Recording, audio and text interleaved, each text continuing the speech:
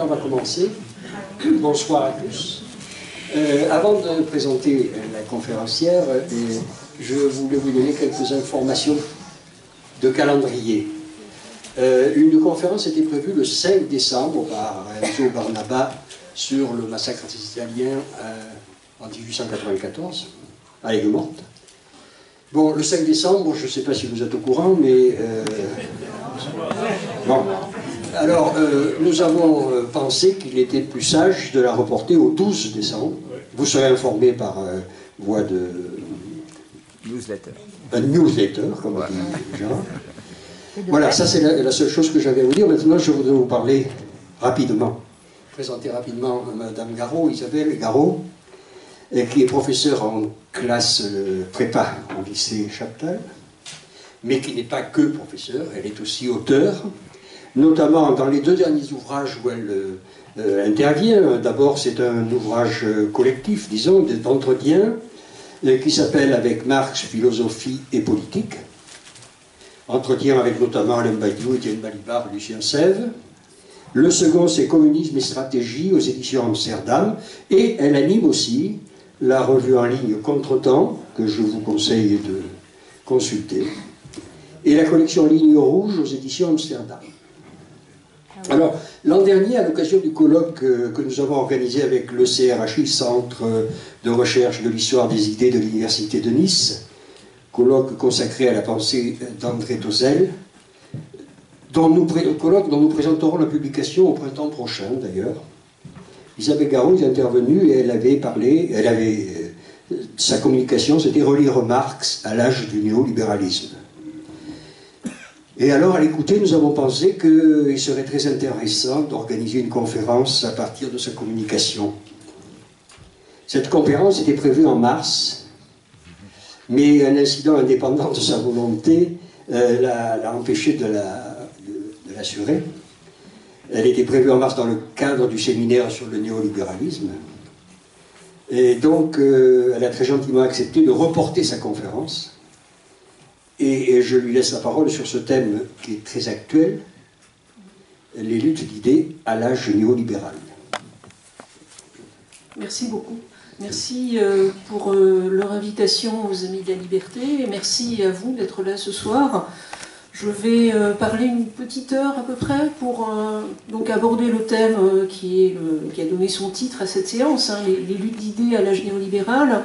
Mais au-delà même de cette question du néolibéralisme et non seulement du débat, mais des combats qu'il doit susciter, je voudrais déborder sur la question de l'alternative au néolibéralisme, donc poser des questions de perspective politique et de stratégie, donc du coup reprendre un certain nombre d'éléments qui sont présents dans l'ouvrage qui a été mentionné tout à l'heure, qui s'appelle « Communisme et stratégie », et qui porte à la fois sur le diagnostic, disons, replacé dans le temps long, et puis sur les perspectives de transformation sociale, politique, économique, radicale, hein, qui peuvent être les nôtres aujourd'hui.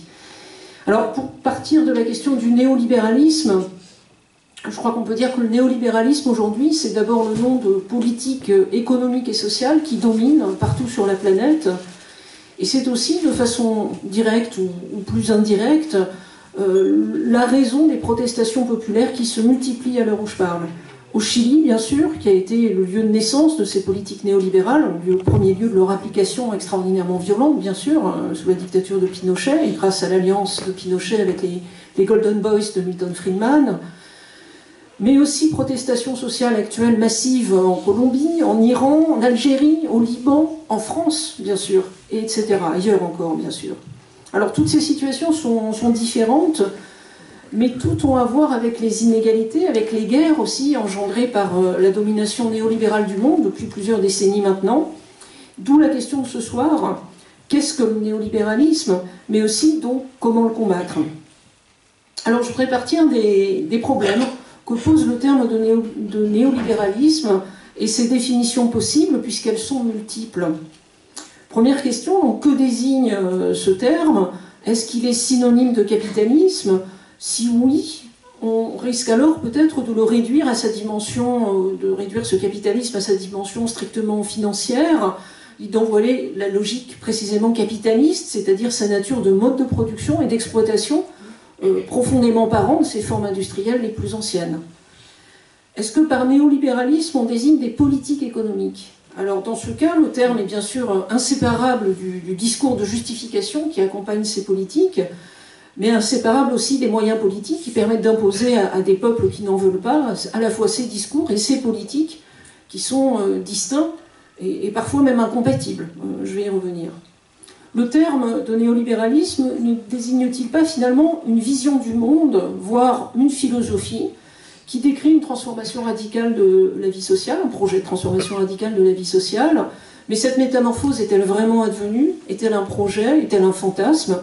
N'invite-t-elle pas à confondre les mots et les choses, pour reprendre un titre célèbre?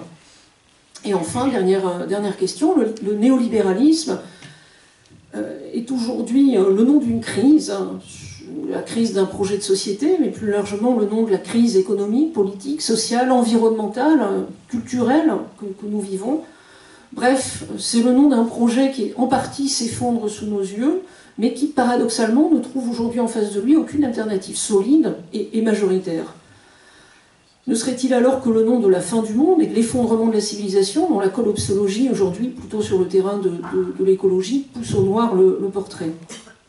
Alors quand on est marxiste, ce qui est mon cas, ces hésitations me semblent être les symptômes des contradictions qui sont analysées précisément dans la mesure où elles sont le lieu même de l'intervention politique, je vais essayer de préciser ça ensuite, le lieu même de la riposte à ce qui est cette formidable revanche du capital, le néolibéralisme.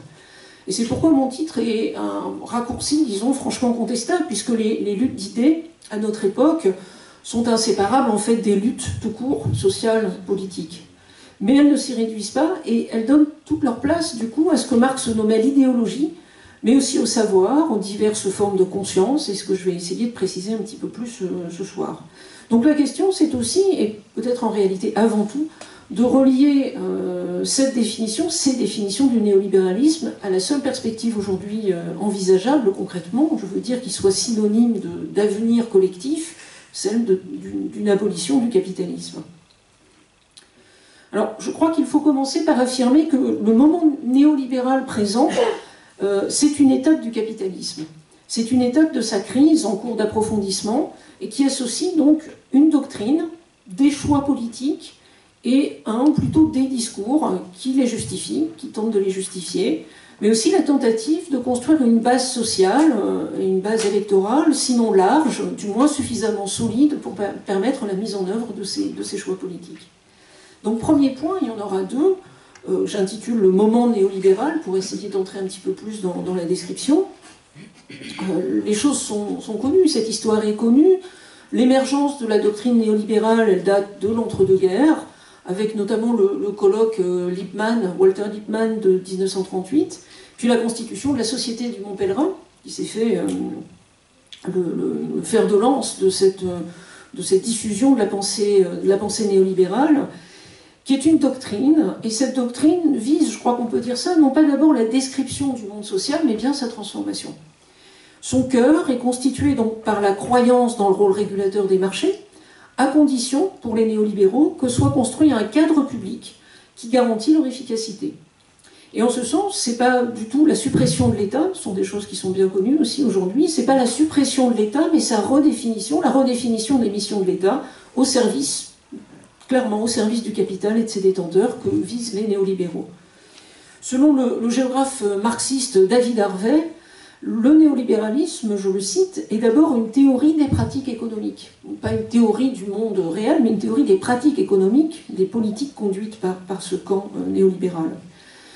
On peut ajouter aussitôt qu'un tel discours théorique n'est en même temps pas extérieur à son objet, qui est l'organisation économique et sociale. Il fait partie de cette réalité, il vise à organiser, à réorganiser et à légitimer donc des politiques de dérégulation, de privatisation, de retrait de l'État social, politique qui s'était imposée à partir des années 70, surtout, on peut faire un historique plus long, mais qui s'était imposée notamment au cours des années 70, et cela afin de répondre d'un côté à une crise qui était une crise qu'on peut analyser en tout cas comme une crise de l'accumulation du capital, et puis à la baisse du taux de profit, et puis de l'autre côté afin de renforcer un pouvoir de classe qui a été à cette époque mis à mal par les conquêtes du mouvement ouvrier.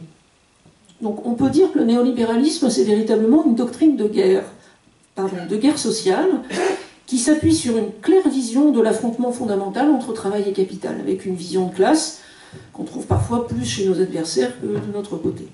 Alors, autrement dit, les néolibéraux sont presque plus marxistes que leurs adversaires, jusqu'à un certain point seulement, puisqu'il s'agit pour eux, donc, très clairement, de revenir sur des concessions qui ont été imposées à la bourgeoisie, concessions modérées mais réelles, et qui se sont incarnées donc, dans les politiques keynésiennes, mises en place dans les années 70, mais dès la crise économique des années 30, dès la fin de la crise économique des années 30 en réalité.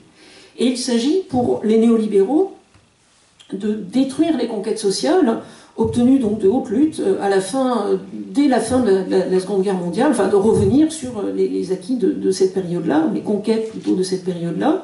Et la brève période de la libération qui correspond à cette construction d'un État social, digne de ce nom, a eu pour corollaire, évidemment, la mobilisation de la classe ouvrière, son rôle dans la résistance, et de l'autre côté, la collaboration massive des élites bourgeoises, pour un temps totalement discrédité en raison de cette collaboration. Alors, dans ce contexte de lutte de classe avivée et consciente de cette époque, les capitalistes ont eu le sentiment que leur contre-offensive, pour être victorieuse, exigeait de passer aussi par les idées pour obtenir, au moins en partie, le consentement d'une partie de la population et pour obtenir donc le soutien de la majorité des dirigeants politiques et de la majorité des responsables institutionnels. C'est pourquoi, encore une fois, les idées néolibérales ne sont pas une théorie au sens strict. Elles ne se sont jamais voulues une représentation exacte du monde économique et social, mais elles ont vocation à déguiser en souci du bien commun cette revanche de classe très violente qui n'a rien à voir avec le bien commun. Soumise à l'exigence de s'ajuster, de s'adapter à des circonstances sociales qui sont par définition changeantes, qui sont variées aussi de par le monde, ces pratiques néolibérales et ces théories néolibérales se sont modifiées, parfois considérablement, donc en fonction de leur lieu d'application, et au cours d'une séquence donc, qui commence dans l'entre-deux-guerres par une promotion plutôt théorique et philosophique, promotion du principe abstrait de la liberté individuelle, principe hérité du libéralisme classique, mais dirigé cette fois contre tous les collectivismes et tous les totalitarismes, donc mettant en parallèle nazisme et communisme. Alors cette séquence est poursuivie par la mise en œuvre donc planétaire aujourd'hui de politiques de régression, de démantèlement des services publics, par une politique de la dette également, et par une financiarisation de l'économie, le tout se combinant avec une dévitalisation de la démocratie et une montée de l'autoritarisme qu'on voit aujourd'hui très nettement avec le cran passé dans la répression policière des protestations sociales. Alors, face aux protestations que soulèvent ces politiques néolibérales, elles doivent être accompagnées nécessairement, pour leurs tenants, par l'affirmation de leur rationalité, de leur nécessité absolue. Le fameux « There is no alternative » de Thatcher. Mais il faut les accompagner aussi de coercition et d'autoritarisme. Nous ne sommes plus exactement dans le moment thatchérien. Nous avons vu à l'œuvre ces politiques un peu partout dans le monde. Et là, de ce point de vue, coercition et autoritarisme sont nécessaires à partir du moment où les promesses de progrès, les promesses de ruissellement, se révèlent pour ce qu'elles sont, c'est-à-dire de parfaits mensonges, laissant place à l'explosion des inégalités, au renforcement de l'exploitation, au chômage de masse, à la destruction de l'environnement, tout le cortège de domination qui en est inséparable, racisme et sexisme inclus. Donc désormais, ce néolibéralisme est plus porteur de menaces que de promesses, dans un contexte néanmoins d'hégémonie maintenue de son côté, mais fragilisé, on le voit aujourd'hui, par les mobilisations populaires, le discours libéral visant, entre autres missions, à essayer d'accompagner une tentative de formatage, y compris de formatage des individualités, de remodelage de la force de travail en marchandises vivantes, en marchandises automates en quelque sorte, de transformation des salariés en pur rouage de la machine productive, dans un contexte donc de faible croissance et donc d'exploitation accrue. Alors, on peut le préciser, j'y reviendrai à la fin, mais on peut préciser tout de suite que cette idée d'une colonisation intégrale par le capitalisme néolibéral de la vie individuelle et sociale, la marchandisation achevée de nos vies, constitue surtout le fantasme majeur de ce capitalisme néolibéral en proie à ses propres convulsions. Je crois que c'est important de distinguer de ce point de vue-là les fantasmes et la réalité, comme toujours. La force de travail humaine, ce que Marx analyse comme force de travail, ne peut se plier intégralement à cette logique, et c'est un point très important à souligner parce que c'est là, au niveau même de cette force de travail, que se construisent les perspectives de résistance et que se construisent les alternatives. Plusieurs raisons à cela. D'abord, la force de travail, telle que Marx l'analyse, c'est pas simplement un aspect de notre personne, c'est nous-mêmes, c'est l'homme même, c'est la femme même. Cette force de travail, elle n'est pas produite comme marchandise, mais elle est formée comme individualité vivante, humaine, complexe, au sein de rapports sociaux qui sont irréductibles à leur structuration capitaliste. Et puis d'autre part, et par voie de conséquence, les salariés ne sont pas et ne seront jamais de simples rouages de la machine productive, mais des individus qui persistent à résister à leur exploitation et à leur asservissement. En ce sens, donc il faut aussi y insister, l'idéologie néolibérale contemporaine n'est pas une description de ce qui est, mais vraiment l'outil d'une domination totale, d'un projet de domination totale, projeté, certes, mais pas encore advenu. Et cette idéologie, donc, essaye de sécréter l'enrobage discursif de cet effort d'annexion capitaliste sans fin, en le rhabillant, en tentant de le rhabiller en promesse d'accomplissement individuel. Pour autant, il ne suffit pas de souligner la misère conceptuelle de la doctrine néolibérale pour espérer l'abattre. Réfuter le néolibéralisme, c'est utile, il faut le faire et le refaire sans arrêt, mais ça n'est pas suffisant. Et bien sûr, son anthropologie de carton-pâte, sa liberté en trompe-l'œil, son dogme de la rationalité des marchés, sont de moins en moins convaincants, y compris pour ses adeptes eux-mêmes, d'ailleurs. Mais ils servent surtout à interdire toute déviance, ils servent à discréditer toute alternative au nom d'une science, la seule science économique autoproclamée. Et puis, il faut le redire aussi, cette recherche de consentement s'accompagne de l'usage croissant de la coercition, rendu possible par l'actuel rapport de force sociale et politique, qui ne nous est pas favorable en dépit des mobilisations, mais rendu possible aussi par les institutions politiques de la Ve République, et le tournant autoritaire et antidémocratique assumé du néolibéralisme explique que ces emprunts au néoconservatisme réactionnaire, voire même à l'agenda des forces néofascistes, dès lors qu'ils sont le dernier recours pour consolider une domination de classe sans partage et pour mater et dévoyer les protestations qu'elle engendre, donc en direction du racisme et du nationalisme notamment. Je vous rappelle que le MEDEF avait envisagé d'inviter Marion Maréchal Le Pen à son dernier rassemblement. Alors dans une telle situation, il apparaît fécond de reprendre la notion marxiste d'idéologie, entendue non pas comme un certain type de théorisation, c'est pas du tout ce que fait Marx, il désigne pas un certain type d'idées comme étant d'idéologie, mais plutôt il appelle ainsi des idées qui sont dotées d'une certaine fonction sociale et politique, des idées qui sont de ce fait ajustées à des circonstances toujours concrètes, qui ont une grande plasticité, et le néolibéralisme est le nom de cet ajustement qui enrôle certaines idées à un moment donné et qui se préoccupe d'assurer leur domination par tous les moyens qui sont les siens, donc grands médias inclus, bien évidemment. Il est frappant d'ailleurs qu'une telle approche en termes d'idéologie reste très marginale dans le débat contemporain. Et je voudrais en venir aussi à ce point sur ce qui est la critique actuelle, peut-être pas dominante, mais extrêmement présente, critique du néolibéralisme qui l'emporte aujourd'hui, qui a tendance, je crois, à dédaigner l'analyse de cette réception des idées dominantes, selon les groupes et les classes, aussi en différenciant cette réception, et en relation avec les pratiques néolibérales réelles. Et certains auteurs ont tendance à dénoncer ce néolibéralisme en lui concédant un petit peu vite une victoire sans partage, tant sur le terrain économique et social, que sur celui de la culture et de l'individualité. C'est-à-dire en prenant au mot le discours néolibéral et en considérant que la conquête des esprits, des corps et des esprits est faite. Dépeint comme agent consentant du néolibéralisme, l'individu ordinaire serait, selon ces auteurs, serait devenu maintenant formaté en son tréfonds, serait devenu simplement un consommateur avide, serait devenu un spectateur passif, un individualiste forcené, et non plus un salarié exploité, un individu racisé, une femme dominée ou un jeune précarisé. Alors je crois que le succès d'une telle approche reflète aussi la faiblesse des forces de la contestation sociale, mais je crois aussi que cette approche tend à l'accroître d'un certain point de vue. Et donc je voudrais discuter, polémiquer même avec cette approche-là. À ces ambiguïtés, disons, d'analyse critique, qui ouvrent la voie plutôt à une condamnation moralisante qui va se diriger, qui va se retourner contre les exploités et les dominés eux-mêmes, s'ajoute le poids d'une mutation déjà ancienne de la vie culturelle, mais une mutation particulièrement spectaculaire dans un pays comme la France, qui était jadis réputé pour sa vie intellectuelle, Cette mutation, c'est la consécration médiatique aujourd'hui de pamphlétaires toujours plus réactionnaires, ouvertement racistes et sexistes. Alors ces intellectuels médiatiques, en mettant des guillemets surtout à intellectuels, occupent désormais donc sur la droite et sur l'extrême droite du spectre idéologique la place que 40 ans plus tôt, des chercheurs véritables, créatifs, quoi qu'on pense de leur thèse, mais des chercheurs véritables occupaient sur sa gauche.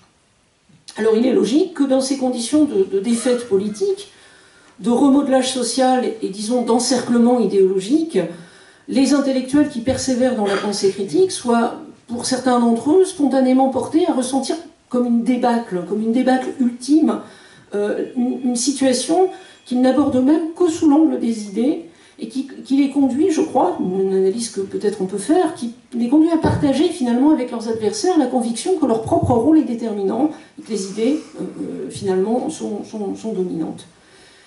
Et dans ces conditions, il apparaît impossible de résister à des représentations qui seraient devenues des puissances matérielles quasi autonomes et qui ajouteraient donc à leur statut d'idée dominante celui d'injonction, et d'injonction efficace.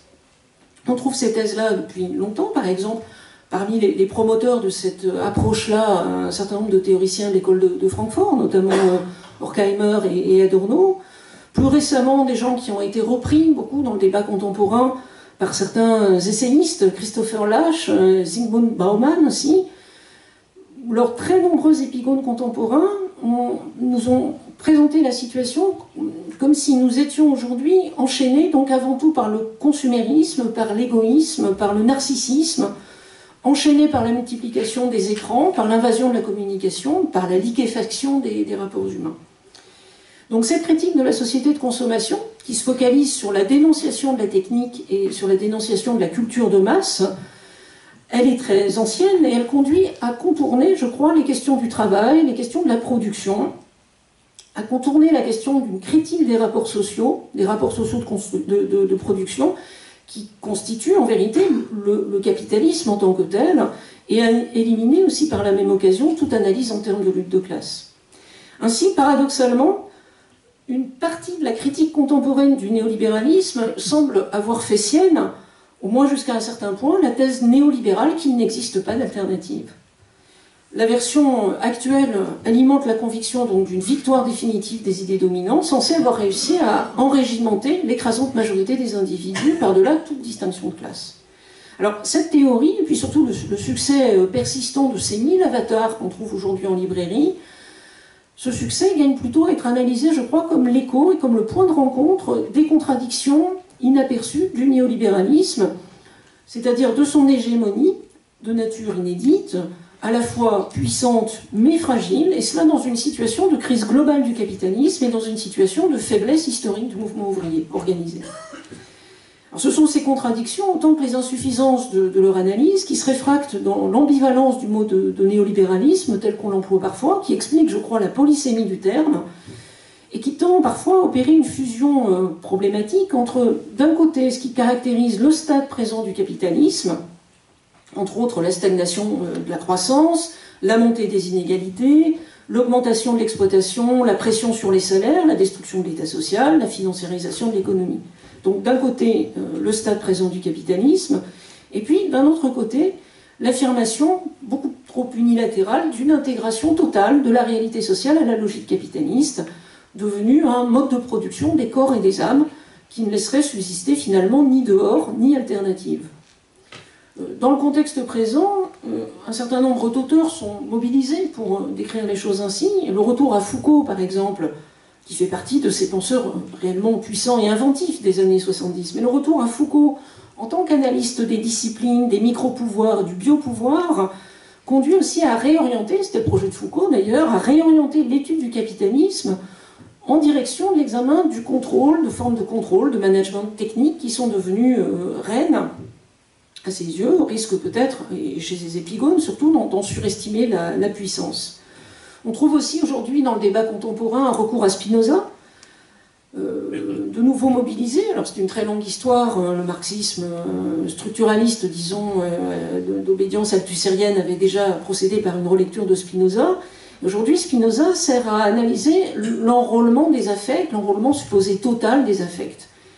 Alors ces descriptions alarmistes remplacent souvent l'étude, pas toujours, mais souvent l'étude des processus reconduits à renouveler de l'exploitation et des oppressions auxquelles ils se combinent, mais tout aussi bien se heurtent et s'opposent. Car les dégâts subjectifs de ce qu'on appelle le néo-management, hein, qui est le versant concret du néolibéralisme sur le terrain des entreprises, les dégâts subjectifs du néo-management suscitent la résignation, mais aussi la colère. Dans tous les cas, la focalisation de la critique sur la culture néolibérale, sur les mentalités qu'elle engendrerait, prend la place donc d'une approche de la totalité, économique et sociale. Or, ignorer les contradictions propres à un mode de production fondé sur l'exploitation du salariat, c'est ignorer, en même temps que la cause des crises, les ressorts de la protestation sociale. Alors, je crois que nous avons besoin d'une critique, d'un retour à une critique de l'économie politique, renouvelée, bien évidemment, réajustée à ce qu'est l'économie politique d'aujourd'hui, dialectisant aussi le rapport des idées aux pratiques, et prenant acte du heurt croissant entre le discours néolibéral d'un côté, le rejet populaire montant que suscitent ces choix politiques de l'autre côté. Pour autant, il ne s'agit évidemment pas du tout de nier que le dispositif néolibéral parvienne aussi à produire le consentement, en partie, qu'il parvienne aussi à mettre en boucle, de ce point de vue-là, ses causes et ses effets, l'affaiblissement de la solidarité avec la destruction des services publics, rendus impuissants à remplir leur mission sociale. Et en ce sens, il importe de comprendre la façon dont les politiques néolibérales, loin de produire un imaginaire commun, clivent les classes et les collectifs, cassent les solidarités, mais aussi les individus, en construisant une hégémonie par désagrégation plutôt que par adhésion. Et il faut aussitôt ajouter à cette analyse donc celle des contradictions qui déchirent notre société et qui déchirent les individus que nous sommes.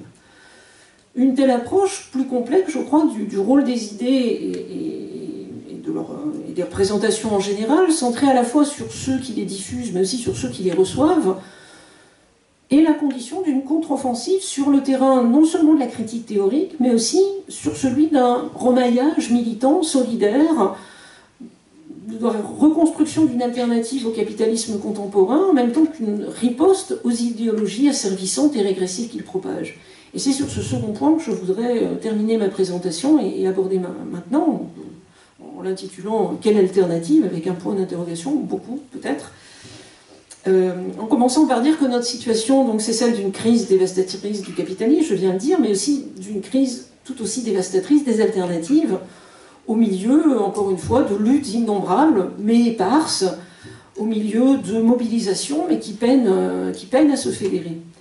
Dans cette situation, je crois qu'une des conditions expresses de la relance stratégique, c'est non pas d'unifier artificiellement, d'unifier de force les thèses de ceux qui s'opposent au néolibéralisme, d'unifier de force les diverses mobilisations, en procédant par en haut et en position de surplomb, mais il s'agit de reconstruire à partir de ces mobilisations elles-mêmes et à partir de ces réflexions qui sont les nôtres, hein, aux uns et aux autres, il s'agit de reconstruire l'alternative comme impossible, certes inscrit dans les conditions du présent, mais tentant de rompre radicalement avec ce présent.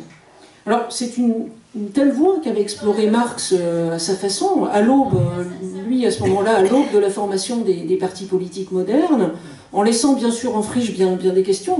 J'ai pas le temps de m'y arrêter, mais je crois qu'il y a des éléments là de réflexion qui restent extrêmement riches. Et aujourd'hui, dorénavant, ce sont les formes rénovées du débat collectif qui restent à inventer, afin que la réflexion soit constitutive d'une réorganisation de la vie économique et sociale. Autant les idées sont constitutives à leur façon du projet néolibéral, autant elles doivent parvenir aussi à être constitutives de notre propre projet. La réflexion doit être, réflexion collective bien évidemment, doit être apte à concrétiser d'entrée de jeu les dimensions égalitaires, démocratiques, si attendues de tous ceux qui aujourd'hui hésitent à s'engager politiquement. Donc je crois qu'une réflexion stratégique n'est pas simplement une réflexion pour demain ou après-demain, mais une réflexion dès maintenant sur la construction des organisations et sur une réorganisation de ces structures existantes en fonction aussi de ces demandes, de ces revendications égalitaires et démocratiques qui sont portées par les jeunes, par les femmes, par les habitants des quartiers populaires, par les personnes qui subissent le racisme, etc. Ça me paraît vraiment central pour construire aujourd'hui une alternative. Alors, j'en parle dans le livre, mais les revendications, de ce point de vue-là, ne sont pas à comprendre, je crois, comme des demandes sociales à satisfaire. Je prends l'expression d'Ernesto Laclau, qui a séduit une certaine partie de la gauche en France, avec l'idée d'une construction, une construction plutôt rhétorique, de luttes qui sont pour lui fondamentalement éclatées et éparses. Mais je crois que ces revendications sont plutôt à comprendre comme des ferments actifs, et en même temps des moyens de la réorganisation politique, faute de laquelle aucun projet, à mon avis, commun ne verra le jour.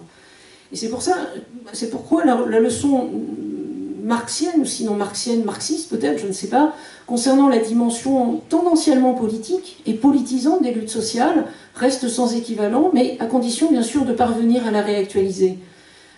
Pour Marx, les luttes sociales et les luttes politiques sont à la fois distinctes, et en même temps les luttes sociales sont toujours le lieu de la politisation, toujours l'endroit où se construit la perspective politique. Et donc c'est bien une réappropriation pour lui qu'il s'agit d'engager, tous azimuts, je dirais, sur tous les terrains, réappropriation qui pour lui est synonyme de communisme et en même temps synonyme de commencement, d'amorce à la fois subjective et collective de sa construction. Alors Marx en son temps avait été très attentif au processus d'aliénation, de scission qui coupe les individus de leur activité. Et nous en sommes toujours là, bien évidemment. Les résultats de notre activité sociale viennent à se retourner contre nous et nous donnons naissance à ces monstres, en quelque sorte, que sont l'État, le capital, les marchandises, le savoir lui-même parfois, produits d'activités retournés contre ceux qui les produisent et qui sont les figures monstrueuses de cette société de la scission, de la captation des richesses vivantes qu'est le capitalisme. Alors l'abolition des scissions, de ce point de vue-là, elle est de plus en plus d'actualité. L'idée d'une réappropriation de ce point de vue est aussi de plus en plus d'actualité, en ciblant tout ce qui coupe les sujets, les individus, de leur propre activité, tout ce qui les soumet aux résultats réifiés, chosifiés de celle-ci. Et c'est un enjeu en même temps que le moyen, je crois, d'une abolition du capitalisme. Il faudrait parvenir à en réactiver les potentialités émancipatrices, quand elles existent, pour les restructurer, les réaccorder aux besoins sociaux, qui sont à privilégier, ceux qui sont respectueux des hommes et de la nature, besoin eux aussi à définir démocratiquement, par exemple.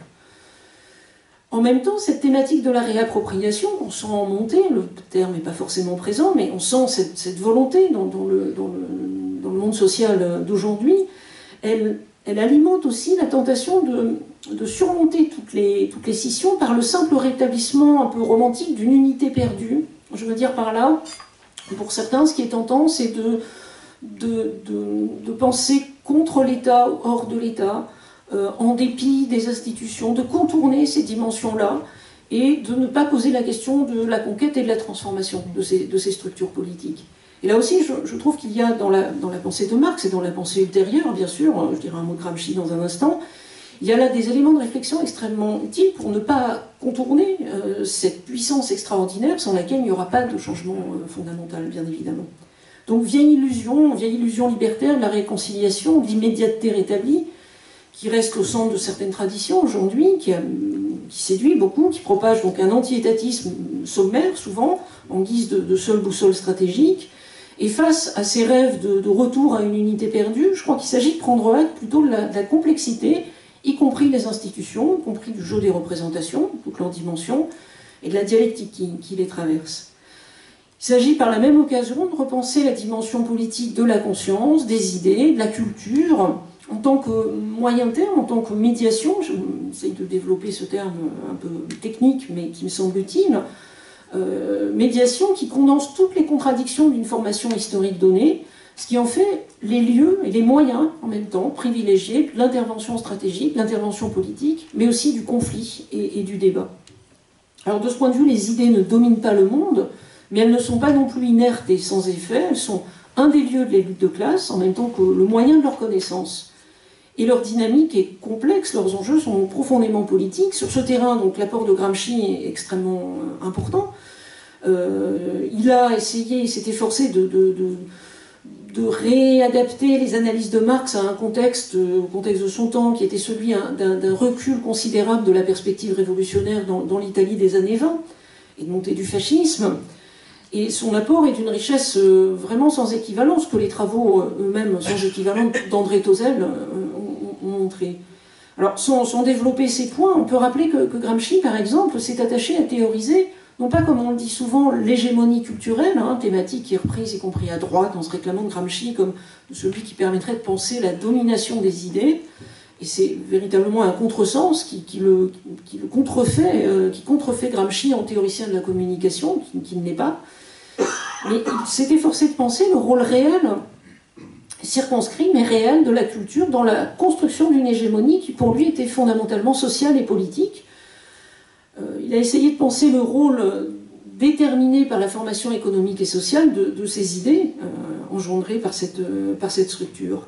Alors, il résulte de cette approche gramscienne qu'une culture communiste, pour lui, ne se caractérise pas d'abord par l'invention d'un contenu neuf, pas par l'invention d'une culture neuve, mais par un nouveau rapport au savoir existant, et par un nouveau rapport au savoir existant qui fraye la voie à la construction d'une nouvelle société, d'un nouveau monde. Je cite un petit texte que je trouve d'une puissance intacte.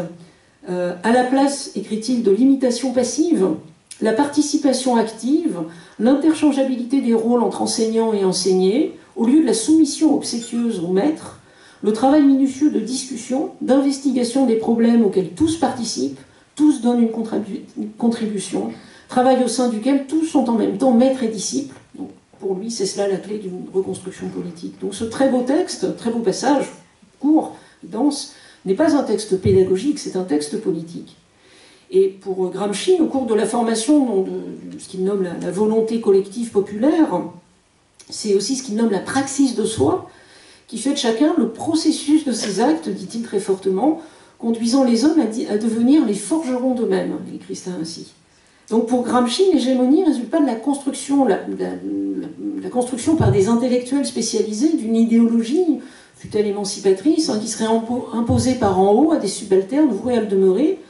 Elle implique au contraire une transformation radicale de la vie intellectuelle et sociale, une remise en cause de la division du travail, qui engage une nouvelle conception de la politique et de la révolution. Il s'agit pour lui de développer l'esprit de scission, et je cite encore un texte de Gramsci, c'est-à-dire l'acquisition progressive de la conscience de sa propre personnalité historique, individuelle, mais il pense à la classe des travailleurs ici, esprit de scission qui doit tendre à l'élargissement de la classe protagoniste aux classes alliées potentielles, et tout cela, conclut-il, exige un complexe travail idéologique. Ainsi, loin de penser la lutte des idées comme un contre-discours ou comme un savoir pur, Gramsci la conçoit comme une médiation active de la transformation communiste qui remodèle la fonction intellectuelle en même temps qu'elle modifie la conscience des classes qu'il appelle subalternes. Et pour conclure sur ce point, la relecture de Marx et de Gramsci aujourd'hui, évidemment, ne va absolument pas suffire à nous offrir de solutions, c'est bien clair. Mais c'est aussi, je crois, des idées, d'un savoir neuf dont nous avons besoin, qu'il nous faut inventer collectivement, là encore, et qui sache inclure une culture historique et critique des luttes et des résistances, qui sache aussi être au cœur de l'invention d'une nouvelle forme de vie. Au passage, pour le dire ainsi, il est logique, dans le contexte actuel, mais désastreux, qu'aient été oubliés les épisodes historiques qui témoignent de cette culture de l'autogouvernement des travailleurs. Je prends une expression que Marx emploie au sujet de la Commune de Paris. Mais il y a quantité d'exemples de ces moments d'autogouvernement des travailleurs, mémoire qui a été détruite, et avec des analyses qui ont été véritablement interdite sur les formes et les outils de la transition du capitalisme au communisme, en diabolisant évidemment toute cette histoire, et en oubliant qu'une thématique comme celle de la planification démocratique de l'économie, par exemple, une question de la planification démocratique aujourd'hui est pleine de sens, même si les mots sont devenus quasi impossibles à prononcer en raison justement de cette guerre idéologique que nous avons subie, que nous subissons.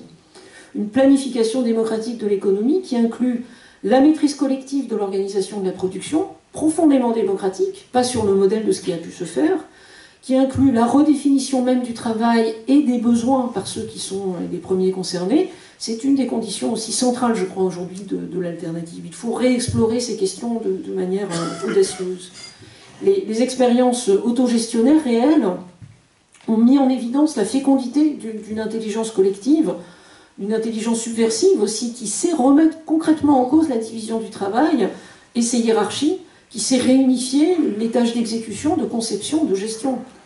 de telles expériences doivent être vues non pas comme des modèles alternatifs qui seraient déjà là, hein, non pas comme l'idée que les coopératives vont être là le lieu où l'alternative se construit petit à petit, mais plutôt, je dirais, comme des formes de mobilisation, comme des formes d'organisation aussi, autour d'un nouveau mode de production et de vie, qui prélude à l'élaboration d'une alternative plus globale et d'une alternative collectivement réfléchie à mesure qu'elle se construit.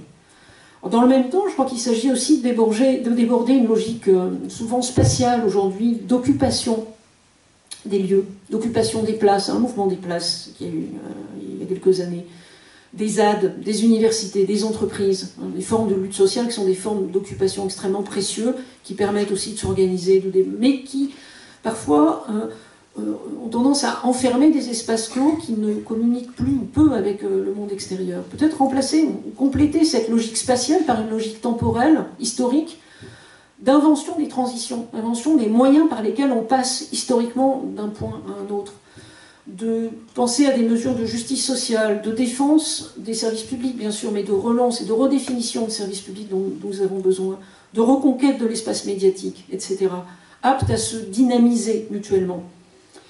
Si les luttes sociales et les inventions de formes politiques et institutionnelles sont à recombiner, il faut aussi essayer de réconcilier l'engagement collectif d'un côté et l'aspiration à l'autonomie individuelle. Réconciliation qui cherche en tâtonnant ses formes, et en face, évidemment, la thématique de l'autonomie individuelle, elle est manipulée assez habilement hein, par les politiques néolibérales.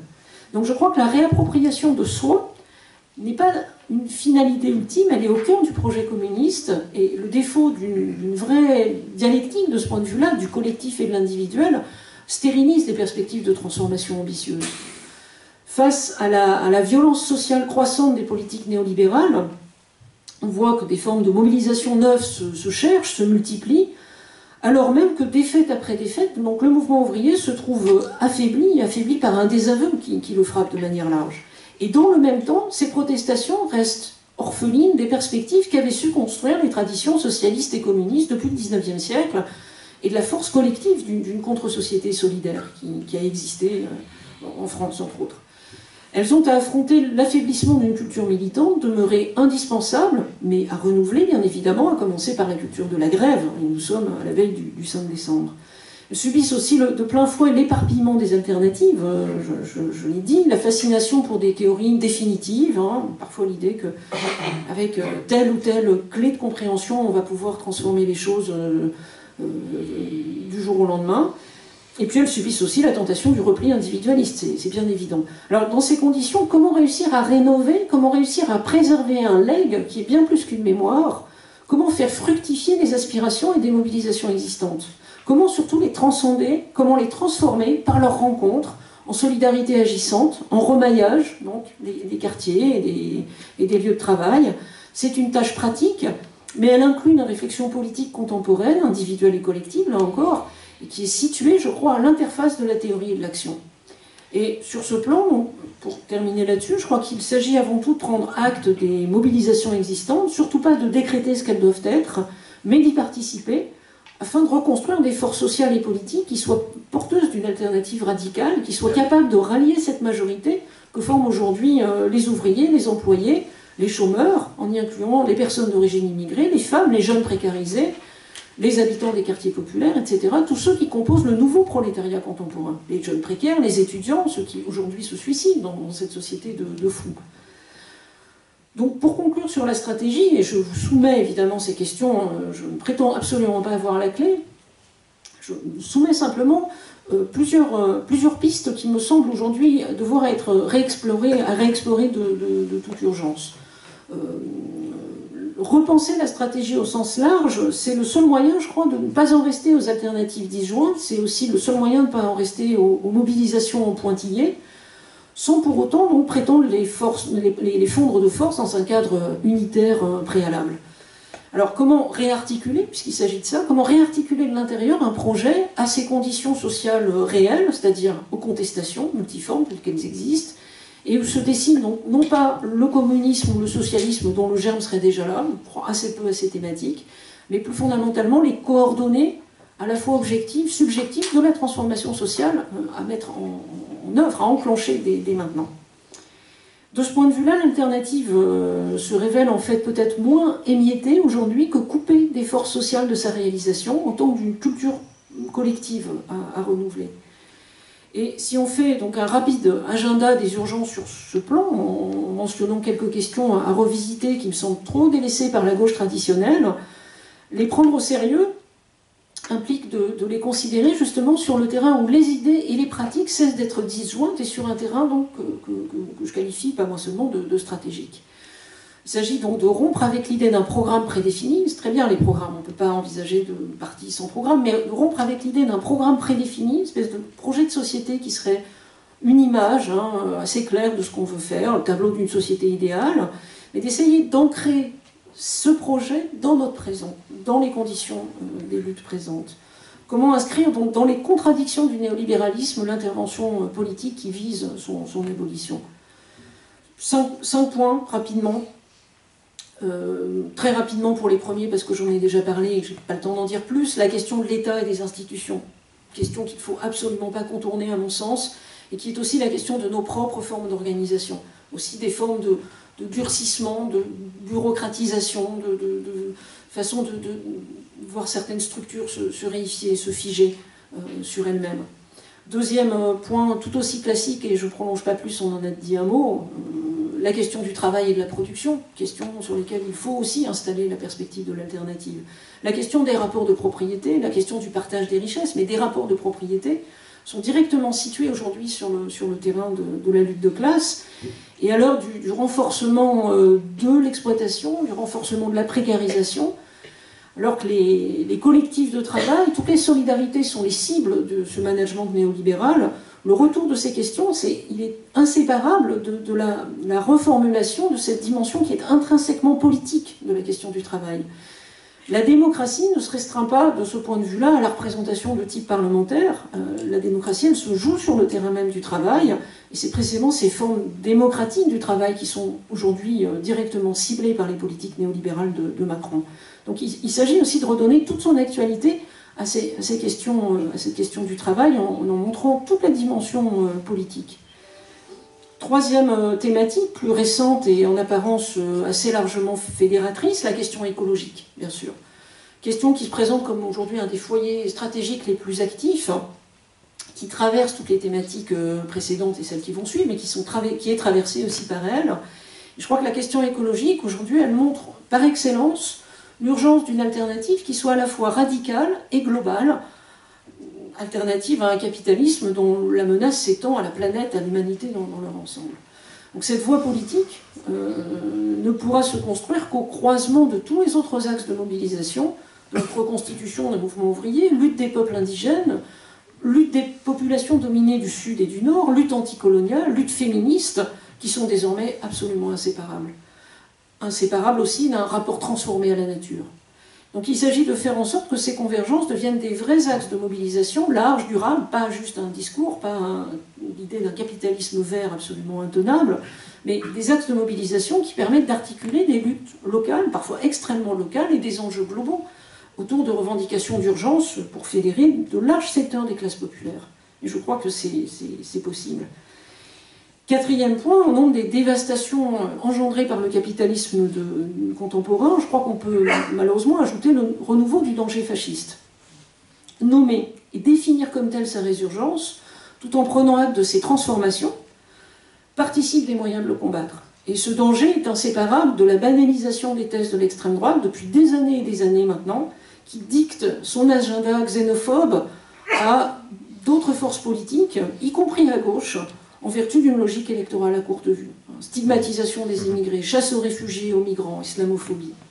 Il accompagne par ailleurs, ce mouvement, cette remontée de l'extrême droite, accompagne par ailleurs le tournant autoritaire et policier de l'État libéral qui participe à la décomposition actuelle de la démocratie représentative, associé à ce que Gramsci appelait un nouveau césarisme régressif, avec une notion, un concept extrêmement riche aussi, qui est à penser la mutation de la forme politique et sociale d'un capitalisme entré en crise sociale et politique de longue durée. Des outils précieux aussi. Et donc face à cette montée régulière aujourd'hui des scores de l'extrême droite en France, en Europe, dans le reste du monde, face à la multiplication des gouvernements qui s'en inspirent, Face à la ramification internationale des courants néo-nazis, le renouvellement de l'antifascisme, je crois, est à placer au rang des urgences stratégiques. 5e point, qui est double en réalité, l'antiracisme et le féminisme. Ces luttes sont bien distinctes, mais je crois qu'on peut les relier, d'abord parce qu'elles sont fondamentalement liées, mais aussi parce que elles ont été classiquement supposées extérieures, étrangères aux luttes de classe. Et la prise en compte par le mouvement ouvrier des questions de race, des questions de genre, des questions de sexualité reste parfois encore problématique. De ce point de vue-là, les mobilisations antiracistes, les mobilisations contre l'islamophobie, les luttes féministes, les luttes LGBT+, lesbiennes, gays, trans, etc., connaissent un renouveau en lien avec les régressions en cours, bien évidemment, en lien avec les enjeux élargis de la contestation sociale, et laissent entrevoir plusieurs scénarios clairement, ou bien des clivages fratricides qui vont fracturer encore davantage à gauche un paysage politique en crise profonde, ou bien la connexion souple, ouverte, dynamique de tous les secteurs clés de la renaissance, de la relance stratégique et critique. Pour en dire 2 mots rapidement, l'oppression des femmes, par exemple, elle est inséparable du capitalisme. Ce n'est pas un à côté. Elle lui est antérieure, bien évidemment. Mais elle n'est pas un simple vestige qui serait en voie de disparition. Elle a été réajustée à sa logique, comme c'est le cas des autres formes de domination qui ont été empruntées par le capitalisme à des modes de production antérieurs et puis reconfigurées dans le cadre de ses propres rapports sociaux. La famille, qu'on appelle nucléaire, n'est pas une institution éternelle, et c'est dans son cadre que se reproduit aujourd'hui, donc production et reproduction de la force de travail. C'est là que se déploie le travail domestique, que se transmettent les rôles aussi, les comportements, que se construisent les protections aussi qui pallient les défaillances de l'État social. Donc quelque chose de central politiquement. Puis de leur côté, l'antiracisme, aujourd'hui la pensée anticoloniale, décoloniale, connaissent un renouveau politique essentiel. Et il faut rappeler que les racines coloniales du capitalisme sont contemporaines de sa formation, mais de son existence aussi. Marx disait dans une phrase très forte du premier livre du Capital que le capitalisme est né, dit-il, suant le sang et la boue par tous les pores. Ça reste absolument vrai aujourd'hui.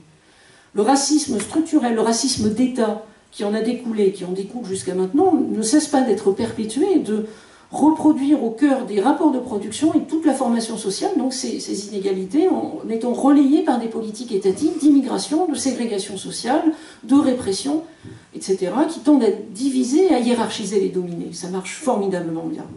Et c'est ainsi, en lien étroit avec aussi l'impérialisme contemporain, les politiques néocoloniales, dont la France est un astre central encore maintenant, c'est en lien avec tout cela que la réalité de la race, entre guillemets ou sans guillemets, ne préexiste pas au racisme, bien évidemment, mais en résulte sous la forme de rapports de domination réels qui sécrètent leur propre justification. Donc, pour en dire un mot, l'usage du terme de race n'implique évidemment pas la moindre concession à sa définition biologique ou culturelle. Les races n'existent pas. Mais prendre acte de sa construction sociale, de sa puissance sociale aujourd'hui, c'est absolument nécessaire pour en mesurer et en combattre aussi les effets qui sont incontestables et puissants. Et c'est pour ça que l'antiracisme politique, les luttes des quartiers populaires sont des composantes anciennes, mais aussi à part entière de notre histoire, et elles doivent contribuer à renouveler en profondeur les contenus de l'intervention politique aujourd'hui en l'élargissant à celles et ceux qui en sont traditionnellement exclus et qui ne se reconnaissent pas, ou très peu, dans les structures existantes. Bref, tous ces secteurs sont aussi des secteurs de la lutte de classe, sont des secteurs de la protestation sociale, sont des secteurs inventifs, créatifs. Ce sont des lieux de fermentation d'idées contre le néolibéralisme et le capitalisme, et nous en avons besoin, un besoin impératif pour inventer enfin un monde tout simplement humain et viable. Et cela, hier comme aujourd'hui, il s'appelle une révolution, sans aucun schéma préalable, bien évidemment, sans aucun scénario préécrit, mais où le rôle, la place des idées est bien présente et constitutive. Voilà, je vous remercie.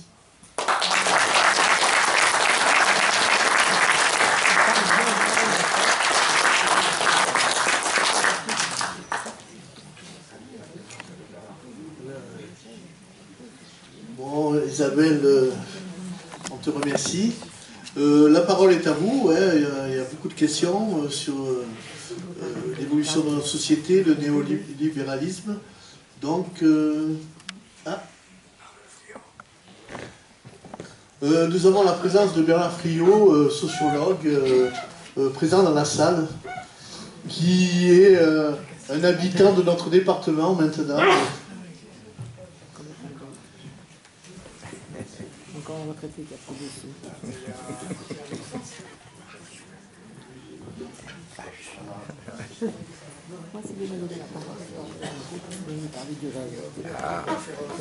Bonsoir. Je vais essayer d'être assez rapide. Je voudrais poser deux questions. La première, si j'ai bien compris, alors je suis arrivé un peu en retard, donc je suis désolé si je vous pose une question à laquelle vous avez apporté une réponse au début de l'heure. Mais si j'ai bien compris, quand Marx a théorisé l'idée de la lutte des idées, c'était un contexte où il y avait une assez forte homogénéité de la lutte de classe. On va dire, c'est bipolaire, quoi. Ceux qui sont propriétaires des moyens de production et ceux qui ne le sont pas. Et il était possible d'envisager une lutte d'idées dans la mesure où les deux blocs opposés étaient assez homogènes. Vous avez beaucoup insisté sur l'hétérogénéité des luttes aujourd'hui, et je me demandais dans quelle mesure c'était encore envisageable de penser une lutte des idées dans un contexte aussi hétérogène. Alors, d'autant plus que ça c'est, disons, à la fois ma deuxième question et le complément à la justification de ma question.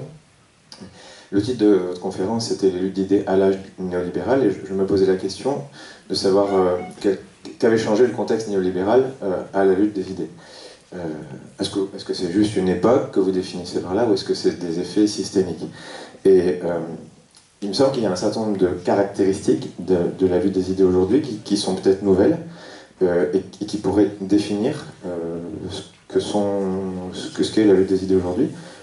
J'ai les idées suivantes et après je m'arrête. Un, les idées circulent beaucoup plus vite. C'est-à-dire que les conditions de l'échange, de la dispute, de la propagation des idées, ça va beaucoup plus vite. La deuxième chose, c'est qu'il me semble qu'il y a des mouvements sociaux dans lesquels, alors je dis ça avec beaucoup de prudence, dans lesquels il y a une forme de refus des idées. Notamment parce qu'il y a une forme de refus de la représentation et aussi une forme de refus de la théorie. Et donc je me pose tout simplement la question de savoir dans quelle mesure est-ce qu'il peut y avoir une contribution à l'émergence d'une lutte d'idées à l'intérieur de mouvements sociaux qui ont l'air de les rejeter. Et troisième chose, puis je m'arrête là, il y a des mouvements sociaux dont les luttes revendicatives sont associées à une demande identitaire, une reconnaissance identitaire. Est-ce que ça ne change pas aussi la nature de la lutte des idées? Voilà, je crois que je suis monté à là, je suis désolé, j'étais un peu long.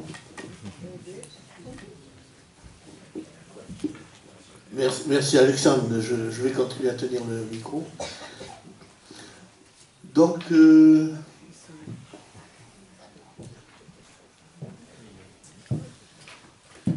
va rassembler les questions et Isabelle nous répondra. Mais, on ne va pas obligé de répondre à tout, hein, on partage les idées. Moi, la question que je me pose, c'est que quand même le néocapitalisme, dans la façon qu'il a de propager ses idées, il offre du rêve. Et je ne vois pas beaucoup dans les partis politiques qui nous occupent, à gauche notamment, des partis qui offrent du rêve. Or, si les gens ne rêvent pas, ils ne construisent pas. Moi, j'ai remarqué, par exemple, que quand je dis aux gens, mais vous travaillez 8 heures par jour, mais c'est peut-être une aberration. Peut-être qu'on pourrait travailler moins longtemps, qu'on pourrait faire des missions, parce qu'il y a des choses qui ont un temps imposé, on ne peut pas les faire. Si vous faites un certain nombre de recherches, que vous avez des trucs dans un laboratoire relevés toutes les heures ou pas, vous pouvez faire 6 mois, puis après vous arrêtez 6 mois, faire autre chose. Vous pouvez participer à l'éducation des enfants. Les gens qui travaillent ont plein de choses à apprendre aux enfants. Et le contraire aussi d'ailleurs. Mais on n'a pas cette faculté d'apporter du rêve et de passer notre message. Parce que par exemple, quand vous prenez maintenant Internet, on voit un pack où vous avez toujours la télé avec. Même si vous ne l'en voulez pas, de toute façon vous l'avez. Vous la payez. Alors si vous la payez, qu'est-ce que vous faites? Vous achetez un poste et vous vous mettez devant la télé quand vous ne savez pas quoi faire. J'ai tort ou j'ai raison? Et vous regardez une de ces séries abominables là. Bon. Alors moi je veux dire qu'il nous faut aussi apprendre aux gens qu'il faut qu'ils se construisent un rêve. Parce que j'ai quelque idée de comment on peut gérer le quartier, la commune, la région, le département, la métropole. Même les métropoles, si on ne les gère pas, qu'elles disparaissent, c'est pas grave, pour ce qu'on en fait maintenant. Mais par contre, je ne vois pas du tout au niveau européen, et au niveau, je veux dire dans le cadre des marchés communs, et au niveau du pays, comment on peut le gérer, moi citoyen. Or, je ne veux plus être représenté. Je suis de ceux qui sont anti-représentation. D'abord parce que de toute façon, je n'ai jamais été représenté depuis que je vote, et j'ai quand même, comme ça se voit, un certain carat. Mais bon, non, j'ai jamais été représentée, donc c'est vrai que je suis une femme qui a le droit de vote. Mais, en fait, j'ai jamais été représentée. Alors moi je pense que ça, il faut aussi insister dans le débat d'idées qu'on a avec les gens. Il faut arriver à les faire. Je vois quand je parle à des gens que je leur dis, mais vous savez, vous pourrez faire d'autres choses dans votre quartier si vous ne travaillez pas autant. Il ne s'agit pas de rester à la maison, rien faire ou à faire sa lessive ou son ménage, non. Il s'agit de faire autre chose qui vous plaît, qui vous attire, ou de vous former ou autre, peu importe, mais de faire autre chose. Oui, mais l'auto-entrepreneur, c'est la part du rêve. D'autres intervenants, là, s'il vous plaît. Ah,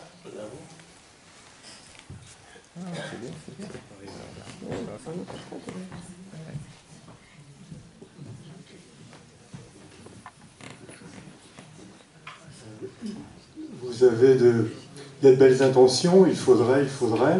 On a constaté dans l'histoire que bien souvent, la commune, elle est née de la guerre, de la défaite. La révolution de 17, elle est née aussi de la guerre. Le programme social de 39. Vous voyez que vous avez parlé que le système est en crise, mais je dirais qu'il n'est pas suffisamment. On va encore trop bien, mine de rien. Et que on attend les crises. Peut-être c'est pas notre bonne volonté qui va changer les choses. Je pense que, je ne sais pas ce que vous en pensez, mais moi c'est plutôt les crises qui vont peut-être révolutionner, créer, voilà, un changement. Voilà.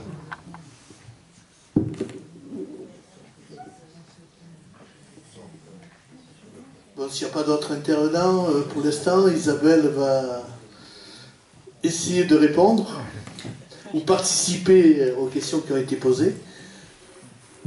Oui, ce sera plutôt ça. C'est énorme, hein, bien sûr, donc je vais pas prétendre répondre. Mais pour essayer de prendre quand même quelques remarques dans l'ordre où vous les avez formulées. D'abord, concernant la question de la diversité idéologique à l'époque de Marx, elle est bien présente pour lui, cette diversité, parce que les représentations au sens d'idées, elles sont évidemment liées à la façon dont chacun vit, travaille. Il y a plusieurs classes sociales.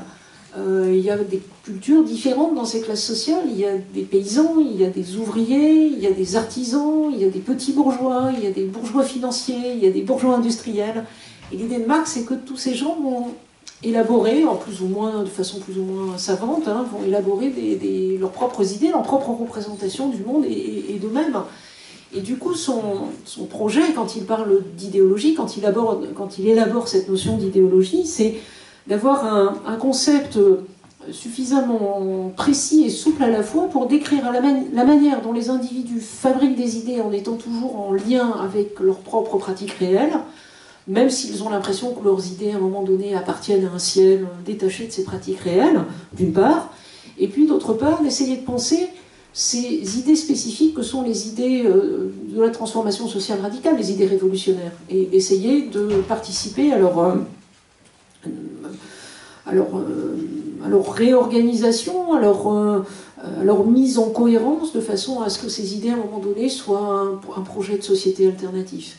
Et ce qui est intéressant, je crois, une des pistes intéressantes pour nous aujourd'hui chez Marx, c'est que quand Marx essaye de penser ce qu'il appelle le communisme, puisque c'est ça la perspective pour lui non capitaliste, de sortie du capitalisme en tout cas, il ne considère pas que les idées sont d'abord à rassembler sous la forme d'espèce de tableau idéal de ce communisme, comme d'un lendemain du capitalisme enfin heureux et qui chanterait, mais de penser au contraire la manière dont, à partir des individus équipés de ces représentations-là, on peut justement lancer ce projet de transformation et de construction à mesure d'une société autre qui sera le produit à un moment donné de ce que ces acteurs révolutionnaires vont en faire. L'idée de Marx est vraiment celle-là, et il en verra un début de concrétisation au moment de la Commune de Paris, en étant au départ très réticent, au moment du déclenchement de la Commune, et puis finalement très admiratif devant cette forme d'intelligence collective qui s'est manifestée non pas dans des textes, alors dans des discours assurément, mais pas essentiellement là, surtout dans un travail de construction, d'invention, y compris d'invention institutionnelle, qui est celui de la Commune de Paris, et qui rassemble des gens extrêmement divers, y compris très divers idéologiquement. C'est très frappant de voir, et Marx le sait bien, que dans la Commune de Paris, il y a à peu près un seul marxiste. Les autres sont des proudhoniens ou sont des néo-jacobins. Donc des gens qui divergent fondamentalement, qui n'ont pas les options politiques, qui n'ont pas d'options politiques communes, et qui pourtant vont faire œuvre commune et construire ensemble, même sur un petit nombre de jours, hein, les 45 jours de vie de la commune, c'est pas énorme, mais sur ces 45 jours, réussir à construire dans le débat, dans la polémique, dans le désaccord aussi, mais à construire quelque chose qui est de nouvelles structures sociales beaucoup plus justes, beaucoup plus égalitaires, etc. Donc c'est plutôt cette notion-là, cette conception-là des idées et de l'idéologie qui intéresse Marx comme quelque chose qui travaille à l'intérieur, qui fermente à l'intérieur de la réalité sociale, et qui est aussi le lieu de toutes ces diversités, de toutes les contradictions qu'on y trouve, et y compris donc de ces contradictions de classes et de groupes sociaux, de fractions de classes aussi extrêmement différentes. Après, vous avez à un moment donné parlé de cette différence simple entre ceux qui possèdent les moyens de production et ceux qui ne les possèdent pas.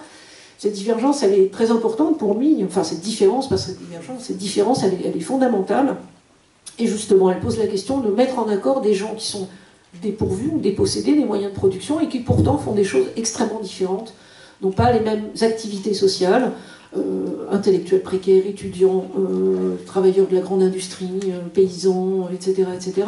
On retrouve aujourd'hui ce clivage-là, mais avec une énorme diversité et des choses qui peuvent donner l'apparence d'opposition, de clivage insurmontable entre eux, alors même qu'il y a cette parenté profonde qui est le fait d'être dépossédé justement des richesses qu'on produit, des moyens collectifs de les produire. Donc des questions là très actuelles, je dirais encore aujourd'hui. Pour passer à la question du rêve, quitte à revenir à vos autres questions ensuite d'ailleurs, mais pour revenir à la question du rêve, oui, je suis d'accord avec vous sur le besoin qu'on a de rêver. Ils savent le faire. Pardon ? Je dis, ils savent le faire dans le néolibéralisme. Alors ils savent faire très bien ça. Ils savent faire, en même temps, ils ont quand même de plus en plus... Je vais citer un exemple. Les auto-entrepreneurs sont des esclaves modernes. Ils n'ont pas de salaire, ils n'ont pas de... Mais ils y vont volontiers. Alors volontiers, je ne sais pas. On n'a pas le choix souvent d'être auto-entrepreneur. Oui, c'est un statut de piège qui permet... de payer moins qu'un salarié normal. Qui permet, oui, à l'employeur de ne pas payer les cotisations et d'obliger les gens à se retrouver dans une précarité. Mais cette précarité est loin d'être consentie, elle est subie. Alors même si le statut d'auto-entrepreneur a pu faire rêver, je crois que c'est de moins en moins le cas.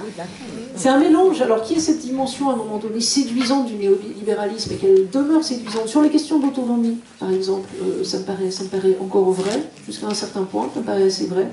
En même temps, je crois qu'il faut bien voir, et quand on essaie d'intervenir politiquement sur ces terrains-là, je crois que c'est important de bien voir que c'est très contradictoire et qu'aujourd'hui, le néolibéralisme, il est très repoussant quand on l'appelle néolibéralisme autrement d'ailleurs, mais quand on fait des études sur le degré de rejet qu'il suscite, ce degré de rejet est énorme. Hein, quand vous voyez le soutien là, aux grèves et aux manifestations contre la future réforme des retraites, il y a une majorité qui est contre ces réformes-là. Donc ce libéralisme, il fait cauchemarder aussi, les deux. Et du coup, ça veut dire qu'en face, il faudrait arriver aussi à faire rêver d'un certain point de vue, sans que le rêve, ça soit de l'utopie creuse. Et voilà, ça c'est aussi une des choses sur lesquelles on a du mal. Si on n'est pas du tout dans l'utopie, pas du tout dans le rêve, on propose des petites réformettes et des petites transformations qui paraissent assez improbables d'ailleurs et puis pas spécialement séduisantes. Et si on est dans les grands projets qu'on présente avec des trémolos dans la voix, alors là on est dans l'illusion pure. Comment arriver à raccorder les choses et à faire en sorte que voilà, on puisse à la fois combiner cette dimension du monde meilleur, de formes de vie autres et radicalement autres. On sent aussi qu'il y a une grosse aspiration à ça dans la jeunesse, pas seulement, chez tout le monde, et puis des perspectives un tant soit peu concrètes. Du coup, j'en passe directement à la question sur il faudrait, la bonne volonté suffit pas, parce que ça me semble assez proche. Moi, je dis pas du tout il faudrait. Je pense qu'on est face à un chantier, pas moi, mais nous tous, et que de ce point de vue-là, on voit bien à quel point ce chantier, il est plein de ruines prometteuses, je dirais, qu'il faut reconstruire, qu'il faut reprendre, d'autres qu'il faut abattre. Voilà, on est face à une situation où il faut effectivement de la bonne volonté, il faut s'y mettre. Alors du coup, moi je suis très réticente sur le discours, attendons la prochaine guerre et puis ça va se débloquer tout seul. Non, la prochaine va être mortelle pour tout le monde, ça risque surtout d'être ça. On voit déjà le caractère... C'est d'abord une crise financière. Crise financière, oui, on y est, hein, on y est vraiment. Et puis, dans la crise écologique, on commence. Ouais, mais ça commence à être, les effets commencent à être absolument patents. Les dégâts, Pardon? On n'est pas encore vraiment en crise. Ici, complètement, enfin. Si vous voulez penser comme ça, continuez. Mais non, quand elle va arriver, vous verrez la différence. Ah ça, je veux bien. Qu'on aille vers... Qu'on aille vers des choses... Qu'on aille vers des choses cataclysmiques, je vous concède. Simplement, si on pouvait freiner avant et passer à autre chose, ça serait quand même un peu intéressant. Mais généralement, l'homme, il n'agit pas, il réagit. Oui, mais il y a la flamme. Ouais, mais ça, c'est de la philosophie très générale. Et je pense que c'est... S'il vous plaît, Vous énervez pas. Prenez pas mal, on discute simplement. Donc, moi, je crois que justement, d'un certain point de vue, c'est un certain type d'approche philosophique. Je suis professeur de philosophie, je ne suis pas hostile à la philosophie par principe, mais je pense qu'un certain type d'approche très générale, anthropologique très large, qu'on ne vienne pas à décrire une situation qui, pour moi, pas pour vous, on a bien compris, est une situation de crise profonde et extrêmement avancée. Et le capitalisme, c'est la crise. C'est pas nouveau. À l'époque de Marx, des crises, il y en avait, et c'est pas pour rien que Marx est l'un des meilleurs penseurs de la crise et qu'on ne trouve pas de théorie. S'il vous plaît, laissez intervenir. Non, mais il y a une centaine de personnes ici qui veulent intervenir. Une industrie de dépollution. Il récupère tout le système. Oui, mais il ne peut pas résoudre les contradictions qu'il a engendrées. Elles sont beaucoup trop massives pour qu'il puisse les surmonter par lui-même. C'est là qu'on attend. Bah moi, j'attends pas. Parce que si on attend, encore une fois, on est mort là. Hein. Il y a vraiment... Mais bon, laissons de côté les querelles de mots, si vous voulez bien. Sur le fond, la question est, qu'est-ce qu'on fait maintenant ? Qu'est-ce qu'on fait pour combattre? On n'a qu'une vie. Je sais pas vous, moi j'ai le sentiment que la mienne elle est déjà pas mal avancée. J'aimerais bien voir autre chose avant de passer la main. Et c'est maintenant que ça se décide. Vous ne participez pas à ce système. Eh bien oui, mais vous mangez, vous vous habillez, vous achetez, vous travaillez sans doute. Vous vous logez? Ouais, vous ne pouvez pas échapper tout à fait. On n'y échappe pas du tout. Alors, je voulais revenir donc, pour dernière remarque sur ce qui a été dit, sur une des questions aussi que vous avez présentée, madame, la question de la représentation, parce que je crois que c'est une des questions cruciales aujourd'hui, ça, ce mouvement anti-représentation au sens de la représentation, la délégation de pouvoir. Oui, délégation de pouvoir. Voilà. Donc cette délégation de pouvoir, on sent qu'elle est très contestée aujourd'hui et qu'elle alimente aussi un certain rejet de toutes les formes électorales, de toutes les procédures électorales. Je crois que là, on gagnerait aussi à voir ce qui a pu exister sous la forme de types de représentations qui ne sont pas de la délégation. C'est-à-dire qu'on a parfois tendance à aller un petit peu vite dans l'assimilation entre j'ai des représentants, donc j'ai plus de pouvoir. Et c'est vrai que dans nos institutions, ça fonctionne largement comme ça. Et comment inventer, non pas la suppression des formes de représentation, mais de formes de délégation avec contrôle, tout simplement. Et là aussi, une des expériences, alors pour parler de Marx, mais on pourrait prendre beaucoup d'autres expériences, mais pour parler de Marx, encore une fois, et de la Commune de Paris, qui est une expérience décidément très riche, la Commune de Paris met en place un système de délégation qui permet aux électeurs d'avoir un contrôle sur ceux qu'ils délèguent, et d'avoir un système de délégation tournante aussi qui permet à tout un chacun, à un moment donné, de participer à ce travail de délégation. Là, je crois que ce sont des pistes extrêmement intéressantes, au-delà du tirage au sort, tout ce qui peut être aujourd'hui discuté, et pourquoi pas, ça peut présenter des dimensions intéressantes, mais il faudrait réfléchir à des formes de représentation contrôlées, et des formes de représentation qui permettent aussi à un moment un travail délibératif, qui ne se fait pas forcément à 50 millions, à 100 millions, où là les choses sont évidemment pas jouables. Donc là, voilà, revisiter ces questions-là et faire en sorte que cette représentation qui fait partie de ces formes de scission, une coupure de choses retournées ensuite contre nous, on voit très bien comment le bulletin de vote qu'on met dans l'urne, on se le prend dans la figure à l'arrivée, pour parler familièrement, hein, c'est assez violent comme retour. Bon, comment faire pour qu'on invente aussi d'autres formes que celles-là, qui néanmoins sont aussi des formes de représentation et permettent le débat et l'organisation surtout collective. Oui, pour suivre ce que vous venez de dire, est-ce qu'un des moyens serait effectivement de supprimer la possibilité de nos représentants politiques d'être là vitam aeternam? C'est-à-dire, est-ce qu'on peut limiter les mandats? À savoir, je dis un peu les choses comme ça, en maire 3 mandats parce qu'il faut qu'ils mettent en application, programme, etc. Un député 2 mandats et puis il ne peut plus se représenter, parce que ça permettrait aux citoyens, si on les organise aussi dans des structures, comme vous dites, de contrôle et de démocratie, eh bien de décider eux-mêmes quels sont les candidats, de les contrôler, et puis de passer à tour de rôle, parce que moi j'en ai marre d'entendre parler de la classe politique, c'est des gars qui font de la politique depuis 50 ans. Et donc, si on veut renouveler la citoyenneté, il ne faut pas que la responsabilité publique soit une profession. C'est simplement une responsabilité, elle doit être limitée pour qu'il y ait, comme on dit en anglais, un turnover, pour que les citoyens puissent à tour de rôle participer aux responsabilités. Juste un mot, ce que dit Louis. Nous avions eu ici une conférence sur les métropoles, et on voit bien que le néolibéralisme, comme il a installé ces métropoles dans toute l'Europe et sur la planète, on avait un conférencier qui nous a exposé, et en fin de compte avec un objectif. Le seul objectif, c'est que le peuple n'a plus de lien avec l'élu, puisque la métropole, on voit bien, nous, notre métropole, c'est le maire de Nice qui décide pour 49 communes, et les maires ne servent pratiquement plus à rien. C'est-à-dire on éloigne de plus en plus les citoyens de l'élu. Voilà. Après, j'ai une autre question, moi. La lutte des idées, elle est très forte actuellement, enfin, elle a toujours été. Le capitalisme, il est en difficulté. Oui, non. Parce que quand on voit, on a parlé de l'ubérisation, en fin de compte c'est la suppression du salariat, la salarisation, mais l'ubérisation, on voit bien que ce soit à Londres, à Paris ou quoi, ça proteste, ça manifeste, ça s'organise en organisation syndicale, donc c'est plus la même chose. Mais moi, ce qui me préoccupe le plus, c'est que je vois qu'aujourd'hui, les prêts des banques, moi j'ai un client qui est très fortuné, il a fait un gros prêt à 0,50%, c'est-à-dire en dessous de l'inflation.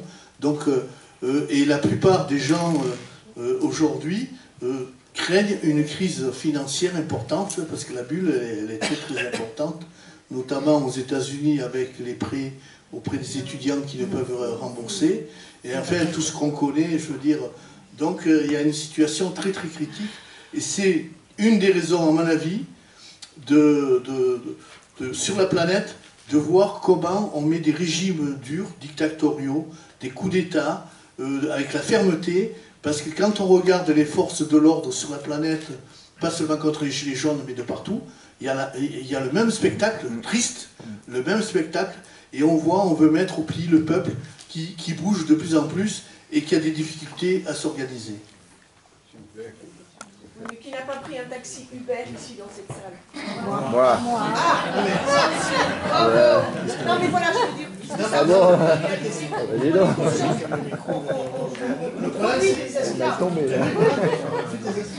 J'ai pas employé d'autant de Oui, je rebondis sur la question de la citoyenneté dont vient de parler Louis tout à l'heure. Je fais peut-être partie des gens, des critiques qui relèguent la politique sur le terrain culturel. Et il me semble que la politique qu'on a vue se mettre en place à la Libération avec le gouvernement de la gauche de l'époque, et tout ce qui s'est passé à ce moment-là, une association culturelle qui s'appelait Peuple et Culture. Je donne la définition de ce qu'il donnait, de ce qu'il disait de la culture. Il s'agit de donner tout au long de sa vie à chaque individu, homme ou femme, les moyens de se développer, de se former, de s'informer et de s'enrichir pour être un citoyen ou une citoyenne libre et pleinement responsable, aussi bien de soi-même que des autres et du monde qui l'entoure. Il me semble que ça, on ne l'a pas tout à fait assimilé, et que ça ne vient pas... la politique doit en dépendre. C'est-à-dire maintenant, dans tous les programmes politiques, la culture, ça vient en 10e ou 12e position. C'est devenu un bien de consommation. Il s'agit simplement pas d'avoir ou de savoir, il s'agit d'abord d'être. Et donc, quand on met de côté la question culturelle, excusez-moi, ils l'ont compris, les néolibéralistes. Moi, j'ai été le témoin et en même temps l'acteur, puisque j'étais comédien. Je fais partie des gens qui ont fondé le théâtre de Nice il y a 50 ans. J'ai vu comment les politiciens ont récupéré la culture et l'ont bouclée. Et je peux vous donner la liste des ministres qui se sont succédés jusqu'aux socialistes, qui ont remplacé par exemple les maisons de la culture par des scènes nationales. Une maison, c'est un lieu où l'on vit. Une scène, c'est un endroit où on se montre. C'est autre chose. Et quand on met ces questions de côté, excusez-moi, je crois que on passe à côté de quelque chose. Merci notre comédien voisin qui a été... Oh, c'est formidable ça. On me présente toujours le comédien, mais comédien c'est pas mieux que boucher boulanger. Ah non, c'est certain. On a le plaisir d'être présent ici. Non mais maintenant il y a un autre titre de gloire pour les gens qui font du spectacle. Je suis intermittent du spectacle. Et ils prennent ça comme une décoration. J'ai déjeuné il n'y a pas très longtemps avec la veuve du monsieur qui a inventé ce système et qui a négocié le régime. Elle recevait des coups de téléphone des comédiens.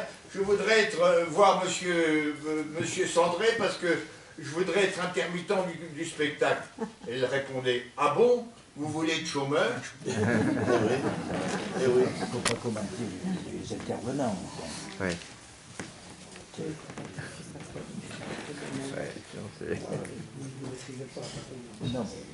Oui, voilà.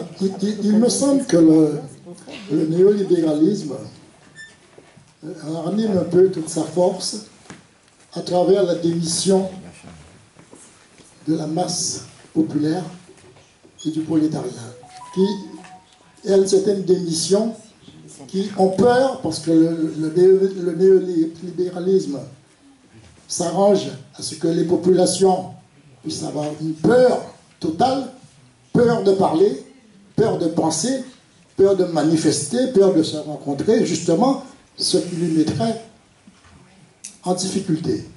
Alors, ne pensez-vous pas que la formation et l'information des masses populaires, reprendre un peu tout ce travail de formation et d'éducation, serait bon pour justement aller de l'avant au niveau de la lutte des classes, qui serait très importante à reprendre dans cette période-là où nous sommes.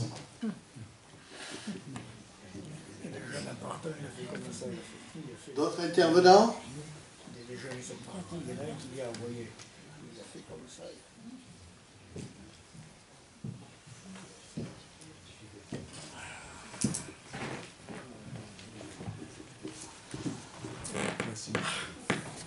Je crois que dans la pensée néolibérale, il y a une composante qui n'a pas été mentionnée, qui me paraît moins importante.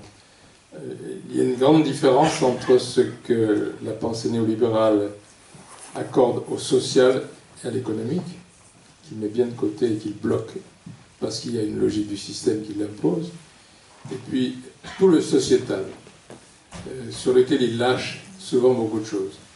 C'est pas un hasard si les macronistes s'appellent les progressistes. Ils lâchent sur beaucoup de choses, et c'est un élément de la capacité de séduction de ce système.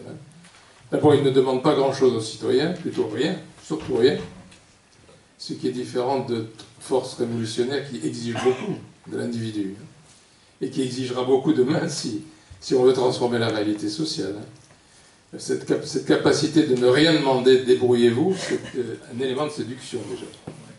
Et pour beaucoup de gens, je crois que la liberté, c'est simplement que personne ne vous demande quoi que ce soit, en se démerdant tout seul, ce qui est une haute conception de l'humanité, mais qui est quand même une réalité. Je crois que dans le domaine du sexe, dans le domaine de la consommation de drogue ou d'alcool, de tout ce qu'on voulait, il y a une sorte de liberté libertarienne qui est assez curieuse, mais qui a aussi beaucoup de séduction, et qui fait que les macronistes peuvent se qualifier de progressistes en ce sens qu'ils sont prêts à lâcher ici ou là, et d'autant plus à lâcher qu'ils resserrent la vis sur l'économique et le social.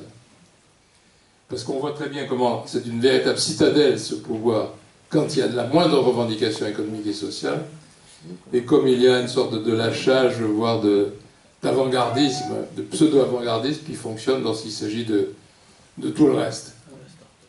Je crois que c'est très différent de la bourgeoisie du 19e ou du début du 20e, catholique, marquée aux protestants, marquée de religiosité, d'austérité.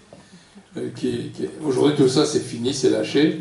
Il y a une sorte de noblesse d'État et des affaires qui est tout à fait haute et qui a une sorte d'allure. Il n'y a qu'à voir la tête de Macron, d'ailleurs, son style de bon chic, bon genre, mais détendu, décomplexé.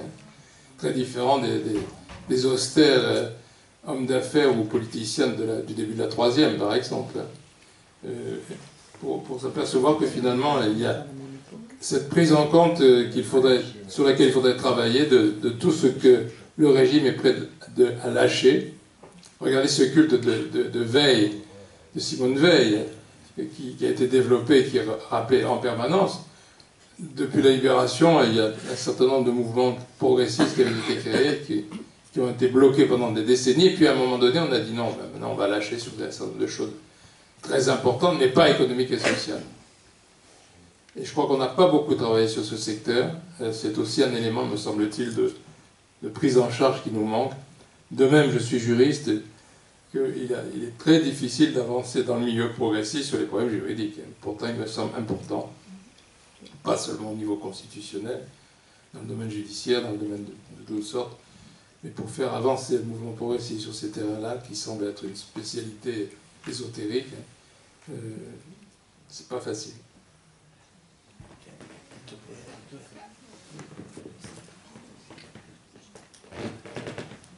Tout à l'heure, une dame a parlé de rêve. On a parlé aussi de la commune. Mais la commune nous a légué une somme de rêves importante. Et ce qu'elle a théorisé et qu'elle n'a pas pu mettre en place, ça nous fait encore rêver aujourd'hui.